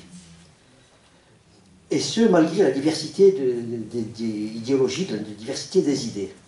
Aujourd'hui, cette diversité des idées, on la retrouve chez les Gilets jaunes. Et il existe une réelle volonté de se structurer. Et ce que j'ai constaté, parce que j'ai quand même quelques années de syndicalisme derrière moi, j'ai constaté qu'aujourd'hui, les gens qui n'avaient pratiquement pas de connaissances sociales et politiques, ils se redécouvrent une conscience de classe. Et est-ce que vous pensez que ce mouvement peut déboucher sur un monde meilleur? Merci. Isabelle,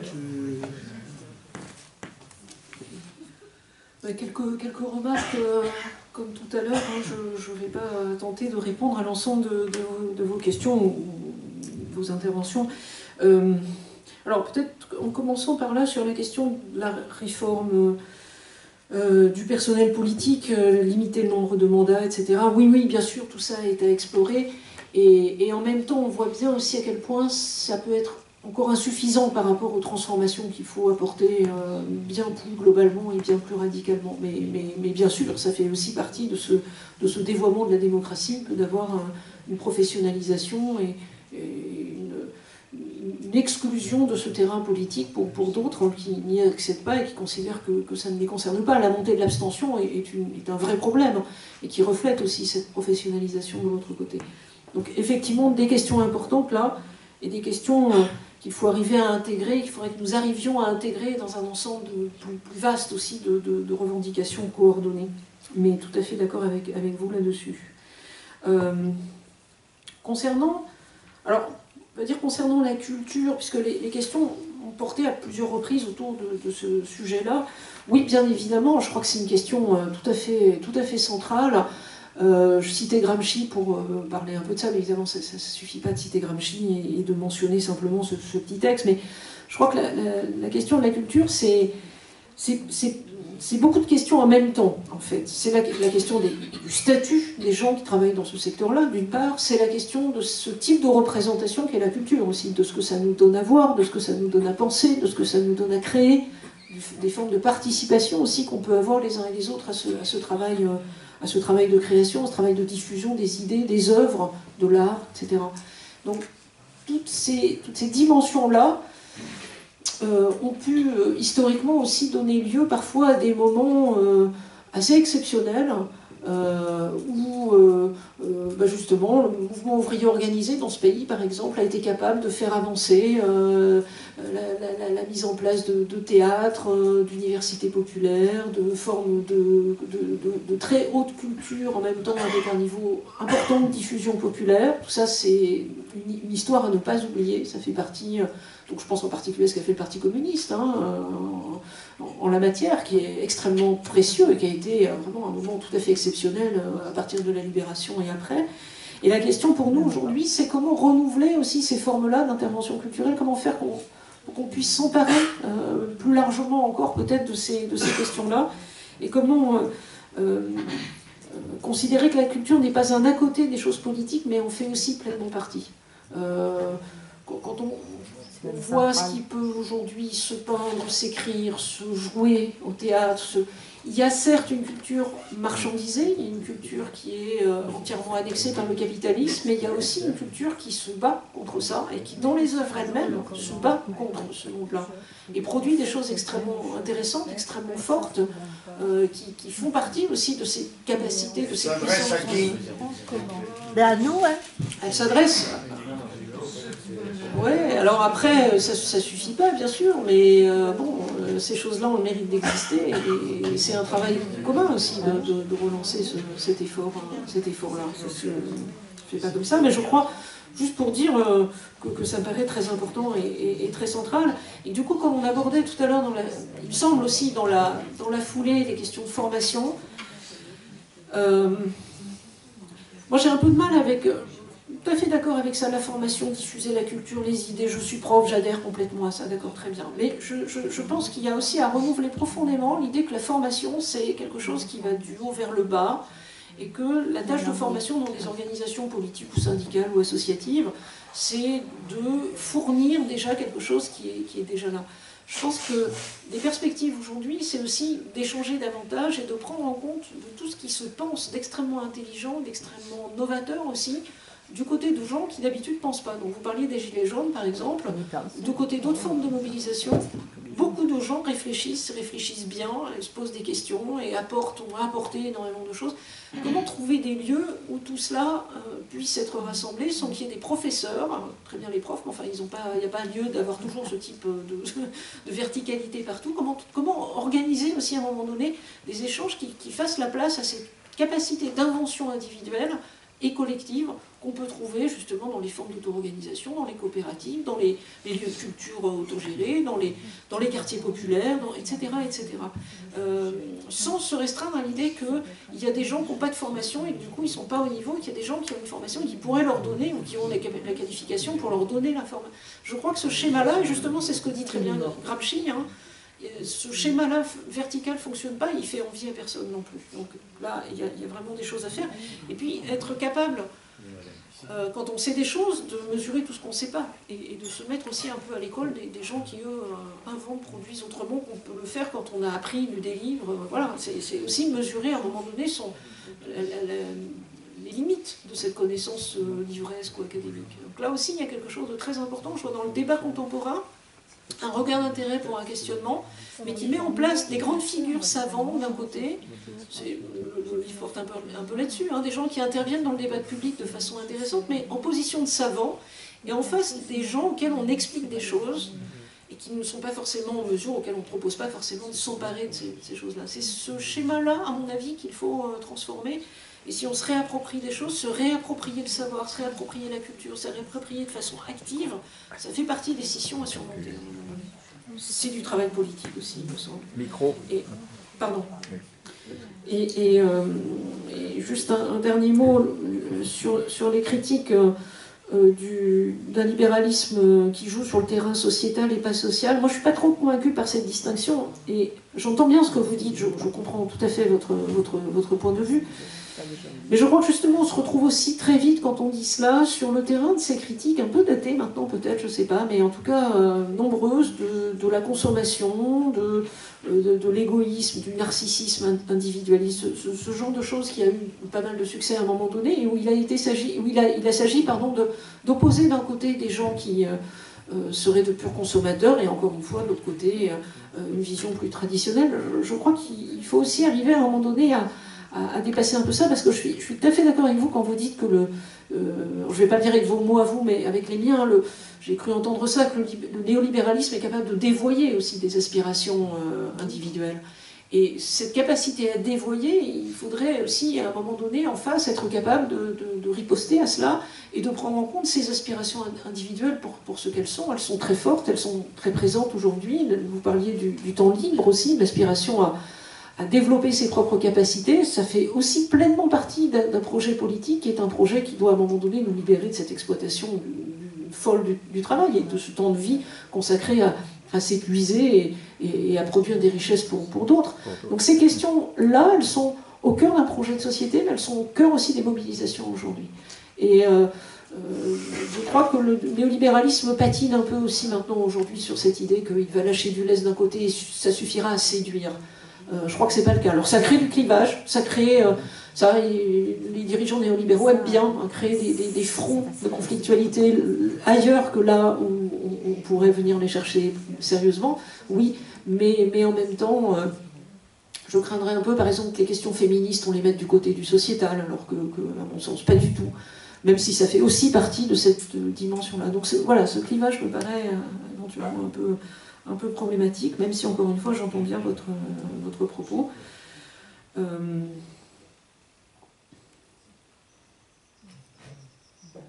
Oui, bon, voilà, pour l'instant. Voilà.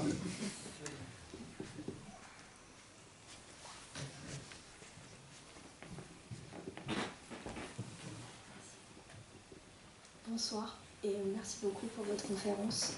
Je voulais savoir plus spécifiquement sur la question de l'écologie. Est-ce que vous pensez que Marx pourrait nous permettre de penser une façon pour pallier les problèmes environnementaux, alors que lui aussi pense comme Hegel que les hommes doivent transformer la nature pour se l'approprier. Est-ce que vous pensez que Marx est un bon penseur écologiste pour nous aujourd'hui? Merci.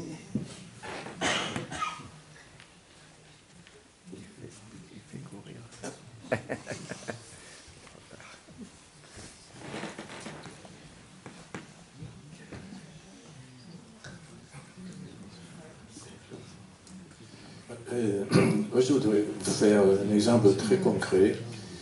Des fois, ça m'arrive encore de regarder le journal à la télé, voilà. Et je me dis, quand j'étais gosse, j'allais à l'école, hein, et on me disait qu'on était un peuple de poètes, de navigateurs, d'artistes, tout ça. Et je vois qu'à la télé, tous les soirs, il n'y a que des chiffres. Alors je me dis, est-ce qu'ils ont décidé de faire un peuple de comptables?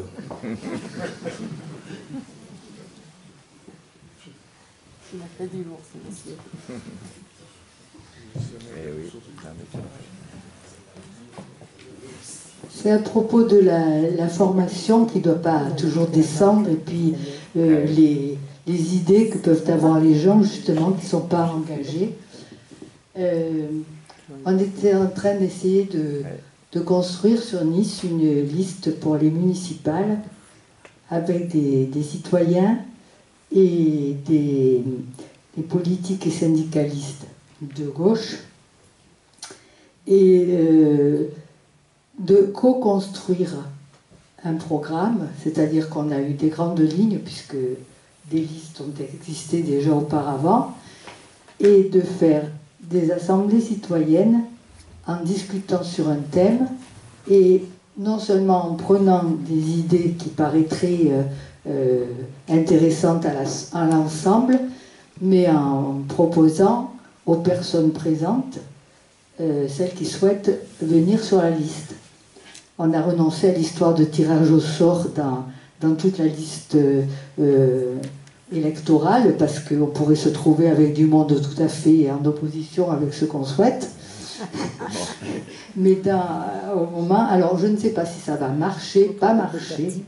Déjà, la première chose, c'est il y a 69 candidats nécessaires sur les listes à Nice, et c'est d'avoir déjà donc 35 non-inscrits au minimum. 34 encartés, 35 non-inscrits au minimum. Et puis on ne sait pas où on va vraiment aller, mais on y va bien.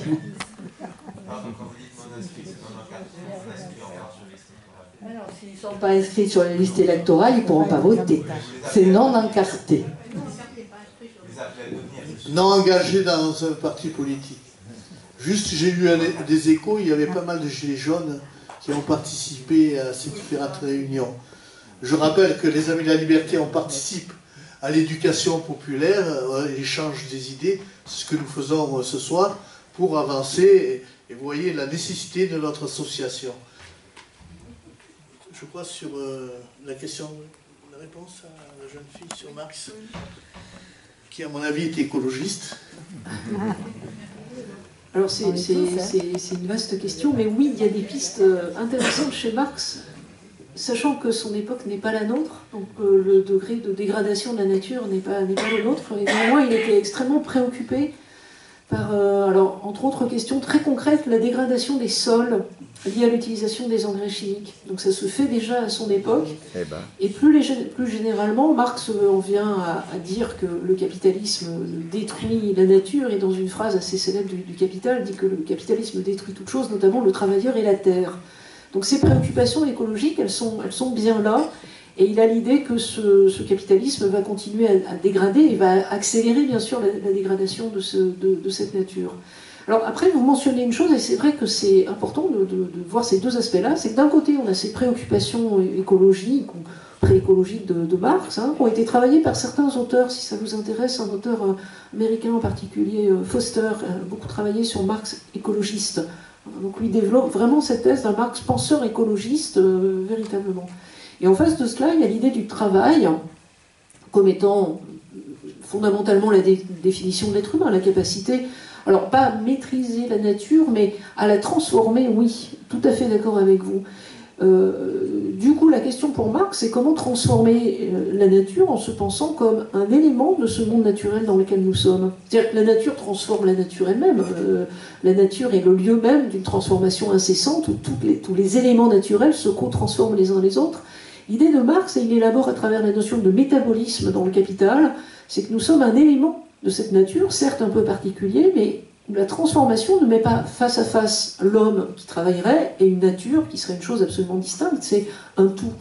Et comment penser justement en écologiste ce tout, cet ensemble, pour faire en sorte que le travail et la transformation de la nature, qui est aussi une transformation de nous-mêmes, aussi bien pour Hegel que pour Marx, ne soit pas la destruction ni de l'un ni de l'autre. Donc c'est en essayant de réaccorder ce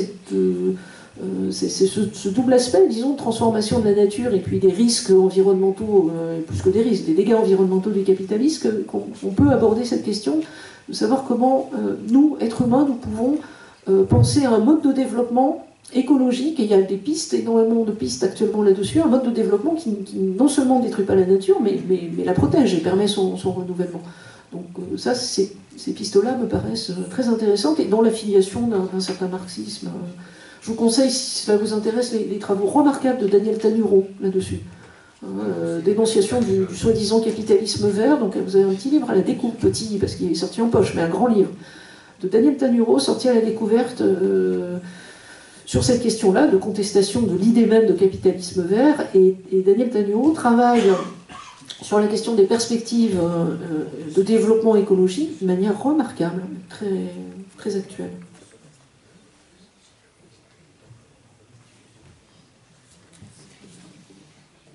D'autres intervenants?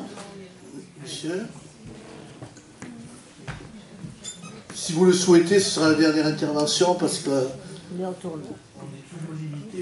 Bonsoir, merci.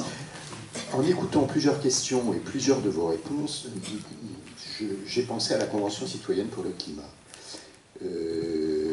qui m'a semblé lors de sa présentation être un gadget, et dont je vois les travaux avancer avec intérêt, au moins sur la méthodologie. Ils en sont qu'à la mi-course, on ne peut pas encore juger du résultat, encore moins juger de ce qui en sera fait. J'aurais voulu avoir éventuellement votre avis sur cette façon de mettre au débat un problème complexe sur lequel il n'y a pas encore grand monde qui a trouvé de solution. Merci. Je suis incapable de réagir précisément là-dessus, mais je trouve que ces pistes-là sont extrêmement intéressantes. De permettre à des individus qui ne sont pas nécessairement des spécialistes de s'informer, et aussi l'appétit de connaissance vient en débattant, hein, et de se structurer avec une réflexion derrière qui va s'accompagner de propositions précises, de transformations. Ça me paraît extrêmement riche, ça. Ouais. Et ça pourrait très bien s'envisager, et ça se fait d'ailleurs, mais dans d'autres secteurs de la vie sociale aussi, sur ce mode-là. Non pas d'experts proposant des choses, mais de travail collectif et de constitution collective d'une expertise sur ce mode-là. Bon, si vous le souhaitez, on remercie Gabriel Garot d'avoir répondu aux questions et l'engagement de débat. Je vous rappelle donc le 12 décembre 1893, Aigues-Mortes, le massacre des Italiens. Là aussi, c'est un débat qui sera intéressant pour montrer comment on monte le problème des migrants, que c'est ceux qui nous volent le pain dans la bouche, le travail, etc., et qui ont été assassinés malheureusement par des ouvriers français. Donc c'est le 12 décembre. Le programme premier semestre 2020, il est terminé, donc vous recevrez les informations de toutes les conférences jusqu'au mois de juin. Le séminaire théorie et pratique de l'interculturalité se fera la première séance en même temps que notre conférence en janvier. Donc je vous souhaite bonne soirée et vous savez que nous avons pas mal de frais. Si vous pouvez